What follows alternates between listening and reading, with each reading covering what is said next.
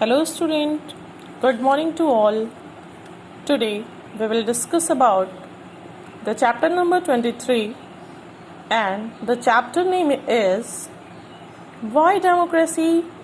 Democracy, Historical Development and Key Features. So, in this chapter, just see beta, जो democracy जो word है, सबसे पहले हमारे माइंड में ये क्वेश्चन आएगा कि जो डेमोक्रेसी जो वर्ड है ये आखिर आया कहाँ से। तो the word democracy comes from two Greek words. कहाँ से आया ये ग्रीक वर्ड है, क्योंकि ग्रीक से आया है, which together mean people's rule, जिसका मतलब क्या होता है, people's rule. A democracy is a system of government that involves all the citizens in sharing power. Now we will talk about what is democracy. Students, democracy की अगर हम बात करें तो डेमोक्रेसी को हिंदी में बोलते हैं प्रजातंत्र, यानी प्रजा का राज। Through the medium of elections people can change any government is called democracy. Medium of elections people can change any government, यानी कहने का मतलब कि जहाँ पे डेमोक्रेसी होती है वहाँ के जो लोग हैं वो क्या करते हैं, वहाँ की जो जनता है वो अपने प्रतिनिधित्व को चुनती है। वो क्या करती है, वो ऐसे लोगों को चुनती है जो कि एक अच्छे से रूल कर सके, है ना, एक अच्छे से जो है सारे लोगों को डील कर सके। Now through the medium of elections people can change any government is called democracy. Now definition of democracy by Abraham Lincoln. अब हम ये जानेंगे कि अब्राहम लिंकन ने डेमोक्रेसी की क्या डेफिनेशन दी। तो उन्होंने कहा democracy is the government of the people, by the people and for the people. उन्होंने क्या कहा, मेरे साथ बोलिए बच्चों। उन्होंने कहा democracy is the government of the people, by the people and for the people. Now we will talk about so one question will rise in your mind, Who was Abraham Lincoln? है ना, आपके mind में ये question rise हुआ होगा कि Abraham Lincoln कौन थे जिन्होंने ये डेफिनेशन दी। तो कुछ हम लोग उनके बारे में जानते हैं। So the question is who was Abraham Lincoln? Abraham Lincoln was an American statesman and lawyer who served as the 16th president of the United states.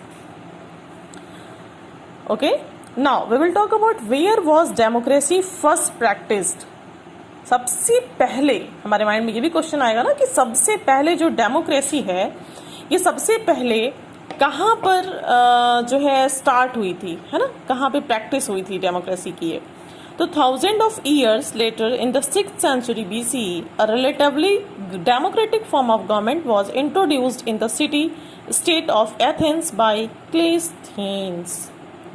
Okay, now we will talk about key features in the emergence of democracy in modern societies. Modern democracy की शुरुआत Europe से हुई।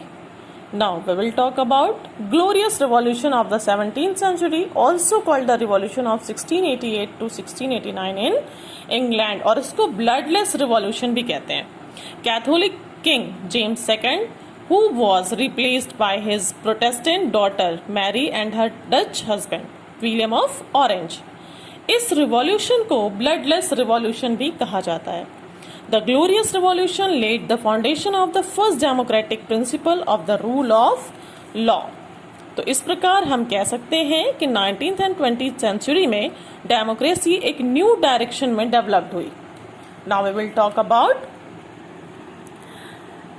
अ century later the French people through the French revolution 1789 to 1815, once again by the executive, their King Louis XVI emphasized that the country should be ruled by laws passed by the people. Thus, the rule of law was the first important step towards the establishment of a democratic government. देखिए बेटा, जो democratic government है ना, तो democratic government और monarchy में difference क्या होता है? डिफरेंस बस इतना होता है कि मोनार्की में एक राजा रूल करता है, जबकि डेमोक्रेटिक गवर्नमेंट में क्या होता है, जनता खुद अपने राजा को चूज करती है। यानी कहने का मतलब ये कि डेमोक्रेटिक गवर्नमेंट में जो गवर्नमेंट होती है उनके पास जो पावर्स होते हैं वो लिमिटेड होते हैं। इसका मतलब ये नहीं कि वो अंडर कॉन्स्टिट्यूशन वर्क करते हैं, यानी उनकी एक हद होती है। जबकि मोनार्की में क्या होता है कि जो राजा होते हैं वो अपने हिसाब से रूल करते हैं, मीन्स जो भी मनाया वो उन्होंने कह दिया और वो होना है, ठीक है, उसको हम लोग मोनार्की बोलते हैं। Now, these great revolution also have birth to another great idea which further strengthened the roots of democracy. It was the idea of accountability और responsibility. देखिए बेटा, accountability और responsibility का मतलब क्या होता है? मतलब ये कि देखिए, अगर कोई भी राजा या डेमोक्रेटिक गवर्नमेंट में गवर्नमेंट अगर कोई भी काम करती है जनता के लिए या जनता के खिलाफ, ठीक है, तो उसमें उनकी पूरी की पूरी रिस्पॉन्सिबिलिटी है, पूरी की पूरी उनकी जवाबदेही बनती है कि अगर उन्होंने ऐसा किया तो क्यों किया। ये जवाब जनता के पास अथॉरिटी है पूछने की, किसमें? डेमोक्रेसी में। Now we will talk about in this chapter you have to just you see just one thing, universal adult franchise. Okay, here is universal adult franchise. ये होता क्या है? ये when the right to vote is given to every adult in a country, it is called universal adult franchise. Means कहने का मतलब ये कि जो भी बड़ा है, ठीक है, उसको वोट देने का वोट है, उसको वोट देने का जो है अधिकार है ना, वो चाहे कोई भी हो, अमीर हो, गरीब हो, है ना, बहुत ज़्यादा पैसे वाला हो या बहुत कम पैसे वाला हो या वो फिजिकली डिसेबल्ड हो, इससे कोई बहस नहीं है। बस अगर वो अडल्ट है तो उसको राइट देने का, उसको वोट करने का राइट है। इसको हम लोग क्या बोलेंगे? Universal adult franchise. Now we will talk about just come on the page of 183. So the idea of democracy developed slowly but steadily. The first step was the establishment of the rule of law. The second step was the establishment of the principle of accountability or responsibility. The third step was the development of the idea of adult franchise.